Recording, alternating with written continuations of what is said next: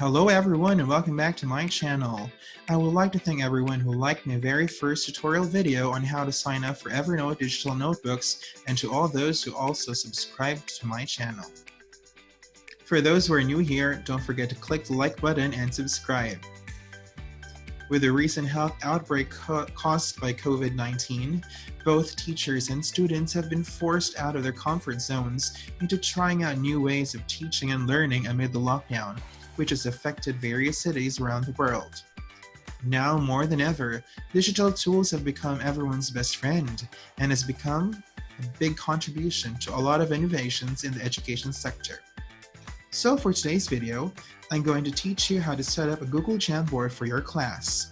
According to Google, the Jamboard is GSuite's digital whiteboard that offers a rich collaborative experience for teams and classrooms.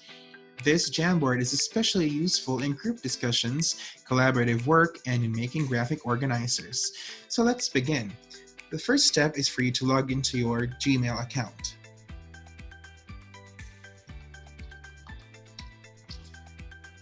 After doing this, you'll be logged into your email. Once you've logged in, click on the Google Apps button on the top right-hand side of the page and choose Drive.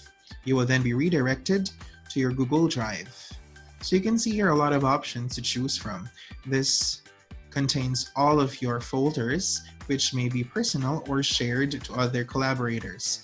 Now choose the New button. There are other options here as well, such as Google Docs, Sheets, Slides, and so much more. So you click More and choose Google Jamboard. After doing this, you will be directed to the Google Jamboard page. This is where your creativity begins. So this is very useful for both teachers and students, especially for collaborative work or when you are tasked to create graphic organizers for some group discussions. So this is your basic platform or your worksheet. Now it's untitled because you haven't renamed it yet. So let's try renaming it, such as 9 English Lit Graphic Organizers.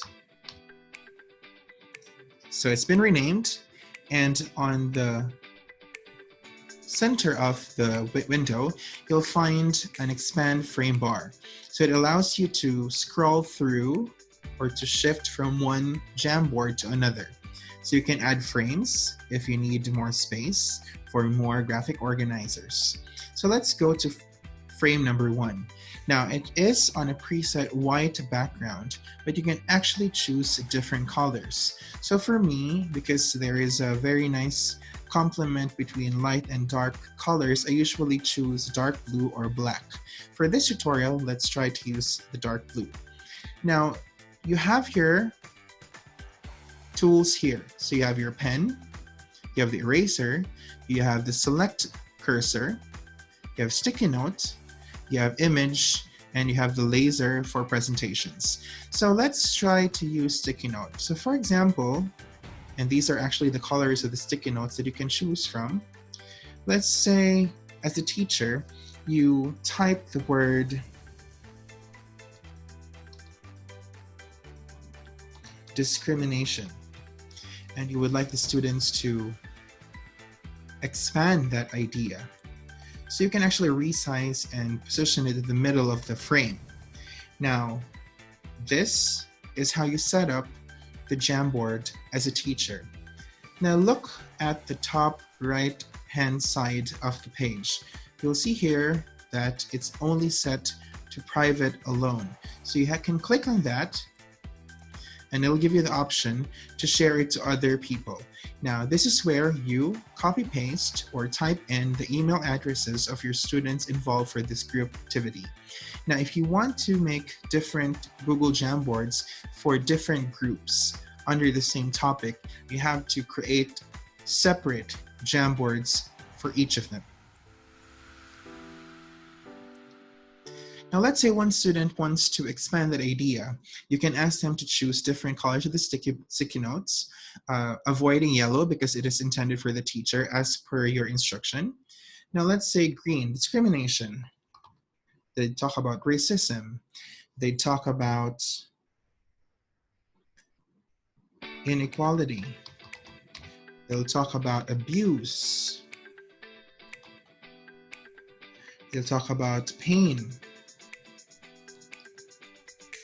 So they can actually rearrange them according to their creativity. Okay. And it's actually one good way of testing their creativity during collaborative work. Now, if you've noticed, there are no names available here or present here. So they can actually double click on that, edit, type their name. So the teacher has an idea who gave that answer. There are endless possibilities on how you can actually ask them to label their answers or their responses.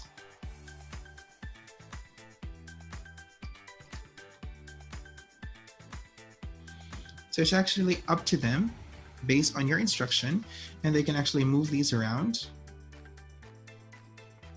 and expand the idea, which also helps carry out inquiry-based teaching and collaborative work. Now, once the work is done, you can actually close or stop sharing, and then you have the option to download it as a PDF or as an image, so you can actually send it to them through WhatsApp, email, manage back, so that they will keep updated and they will have a copy of their digital note for that activity, and you can also keep the parents in loop.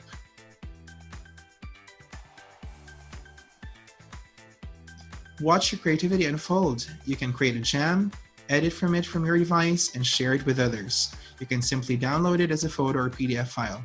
Everybody can collaborate on the jam anytime, anywhere. So that's the end of our video today, and I hope you learned something from that. Once again, for those who are new here, don't forget to click the like button and subscribe.